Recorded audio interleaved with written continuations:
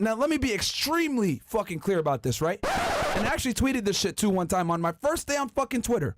I said it, that the nuclear family is the cornerstone of society and promotes and keeps away degeneracy. I've said that before. I'll say it again. The nuclear family is the most important thing in human society. Yeah. It's how you avoid a lot of the pitfalls of societal decay. Okay? That's a fact. Two-parent households, statistically speaking, are the best way to raise children. It's the only way, really. Okay? However, we must see what the fuck is going on in society now. Though I agree that religion, whether it's you follow Judaism, Islam, Christianity, all three of the religions of the book all give a fantastic frame on how to deal with and have a family. Yeah. Okay, the man is the man, the woman is the woman. The woman understands her place, the children follow, etc. The man is the household, everything else like that. When it comes to family conditions, all three books are superb and teach you how to do this properly. Okay, religion. But what do they say? In each one, the man leads. Yes, that's why they're all three are good. Yeah. So it doesn't matter what person of the book you are, whatever religion it is. I respect all three, and I think that all of them give a fantastic guideline on how to deal with family and children and a wife. Okay, now that we had that established, but guess what? Society, if you live in a Western first world country, has changed significantly, and let's go through some of the things. Okay, took some notes here. In the 1960s, all right. 1960 to be exact, I think the FDA approved the pill, aka the birth control pill. Uh-oh. Okay? This, my friends, was the fucking beginning of the end. Because now you can have sex without children being involved. Okay? And before each show, we asked a girl on the podcast, are you on birth control? It's for a reason, guys. Yes. So. Second wave feminism came into play in the 1960s. Okay? And you guys are wondering, well, hold on, Myra, why not first wave feminism? Well, if we're going to go back a little bit here, okay? Because I'm going to give you a timeline of how the fuck we ended up here in 2024, okay? So first, you got first wave feminism, right? First wave feminism fought more for women's suffrage, women's ability to vote, women equality, handling legal obstacles, that type of shit, like more civil rights situations. More rights, yeah. Right? Then you go to 1960, now we get the pill. Then also simultaneously with the pill is second wave feminism. What is second wave feminism? Second wave feminism has what kind of started the foundation of what we're experiencing now. What does second wave feminism fight for, guys? It fought for sexuality, family, the domesticization. I can't pronounce it. Women being domesticated in the house, yeah. Right? Freedom from that. Women being able to enter the workforce, reproductive rights, domestic violence protection, and then obviously grape. So we can effectively trace back modern feminism that we see now, right, with the Me Too era, with women entering the workforce, with women making money, getting educated, everything else like that. A lot of these things were fought for through second wave feminism. When? In the 1960s, when also birth control was getting rolled out and pushed out to the masses. So we got feminism, right? Second wave to be exact, and we got birth control, right? And then the sexual revolution and women fighting for the ability to be sexually liberal in the 1960s. That's where this hippie movement came in, free love, all this bullshit, right? Came during this era. So this was the beginning of the end, my friends, okay? And obviously the church and religion tried to fight it, but they couldn't stop it, okay? Then we have women entering college and entering the workforce. Let's fast forward real quick and see where we are now. Pull up that thing real fast. That link that we had with women, the Pew Research. Mind you, this was all planned from the very beginning, by the way. Yeah. This agenda with feminism was planned. So you guys think I'd be capping when I tell y'all this shit, but women are out-earning men in several U.S. cities. Holy. Okay? Ambition? Yep. Out the window. So women are out-earning men in a lot of cities. Well, I mean, this was kind of foreshadowed. If women go to college at a higher rate than men, and women are damn near almost 3/4 of college attendees, well, college is one of the biggest predictors on increased income over a lifetime. So at least at an initial level, at the 22, 23, 24-year-old age range, where people are coming out of college, women are out-earning men. There was another study done by Cornell where a majority of women found men as, what's the term here? As unattractive, as economically unattractive, because a lot of the men don't make as much as a lot of the women, right? Well, we can say safely here, though, this is also on men not being men themselves, taking lead, taking charge. And as a result, women are standing up for it, saying, you know what? Okay, If you're not making the money, I'll make the money. Yeah. So guys, we got to do better, man. So we got to. So yeah. So the women are earning the men, right? So again, I'm painting this fucking timeline for you guys. Let's go back real fast. Because I'm going to bring this all back full circle for you guys so you can really understand how the fuck we ended up here. Okay? So 1930s, first wave feminism. Women are going ahead and getting rights, voting rights, the ability to have property, etc., right? So fighting for civil rights. Understandable. Then, understandable. Yep. Then you go into the 1960s. Now, they're fighting for the ability to be sexual, not necessarily being stay-at-home wives, be free, entering the workforce, education, etc. A lot of, grape awareness, domestic violence, all this stuff, right? So the Me Too era, it's like Me Too in general, the roots, the seed was planted in the 1960s. Women entering the workforce, the seed was planted in the 1960s. Women being able to be sexually free and promiscuous as much as they want, and free love and all this other shit, it was planted in the 1960s. Then you compound that alongside the birth control pill getting passed by the FDA at the same time in the 1960s, okay? This is all very important. Then you fast forward. What is the byproduct of women going to school and being educated? Now they're out-earning men in a lot of major cities. Now, let's add more fuel to this fucking fire that I've just shown you guys, okay? Let's add in social media. Let's add in Facebook. Let's add in MySpace, right? Now, women are able to speak to men in other geographic locations.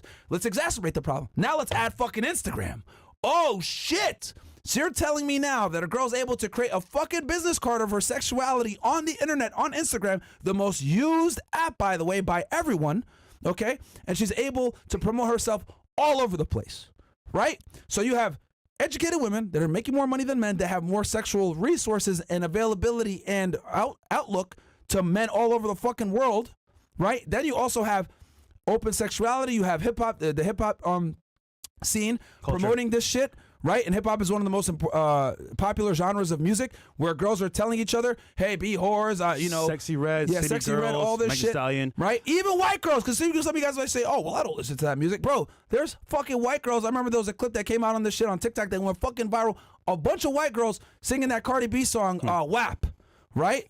That oh yeah, don't cook, don't clean, but still got a ring, blah blah blah. Guys, this stuff, this type of music, it indoctrinates women, man. We know that women are followers. We know that they're hive-minded. We know that they want to go ahead and follow what's cool and follow the trends, etc. That's why when they do the stupid TikTok dancing trends, it's always females that do it. It's not necessarily always the guys, it's the females, right? Anytime there's some dumbass TikTok trend. So we know there's one more as well that people don't talk about all the time is Snapchat.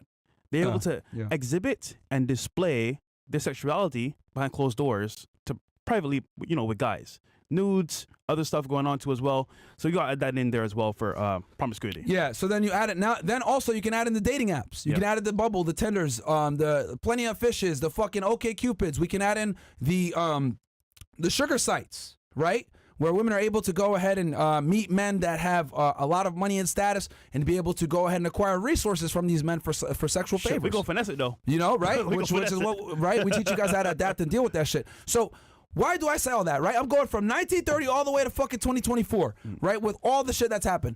I'm saying all this to let the tradcons know that the world has changed. Oof.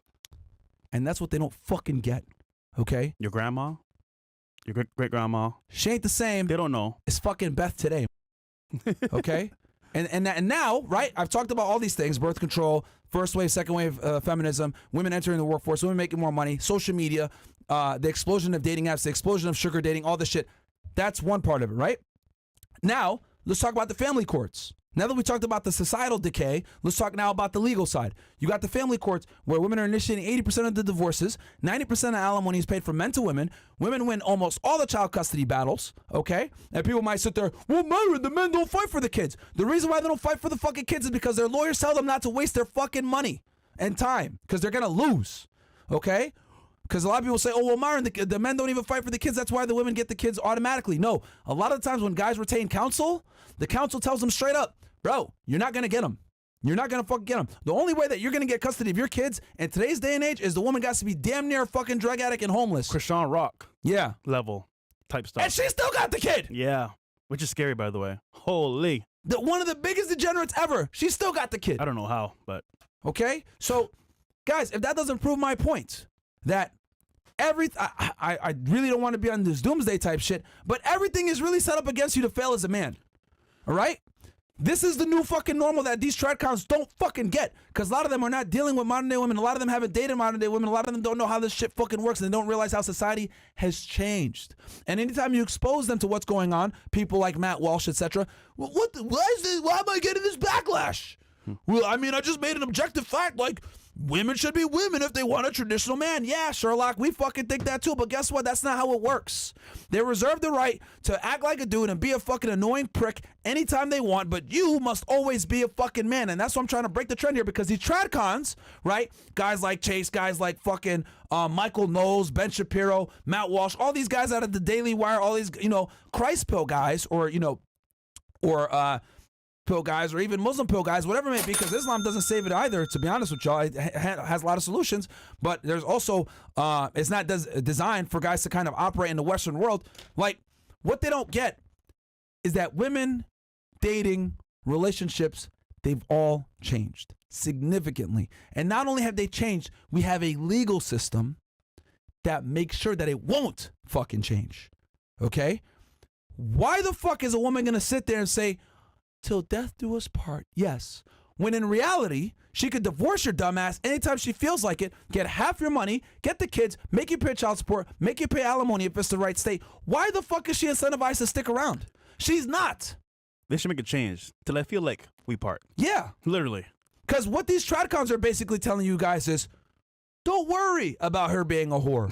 Don't worry about the court system. It's okay. Don't worry about the fact that you're more than likely going to have to pay alimony and child support to this woman, and she has an 80% chance of divorcing you. Don't worry that she probably has more sexual partners than you. Don't worry that she makes more money than you. She went to school and went to college, and she's indoctrinated to think that she's better than you and has more inherent worth than you. Don't worry about any of that stuff. Jesus will save you, bro.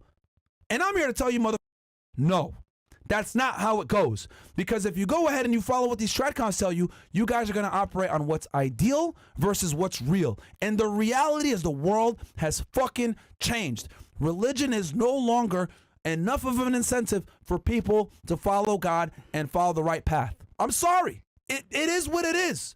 Most young people do not identify as religious. They just don't. So since most young people don't identify as religious, why the fuck do you think they're going to sit there, okay, and follow the word of God when the word of Cardi B is way more fun?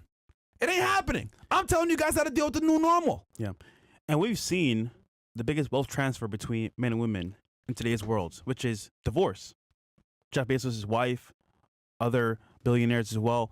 It's sad because, like, I think for most people, they want it to be traditional, which we agree as well. But in the current climate that we're in right now, it's not possible.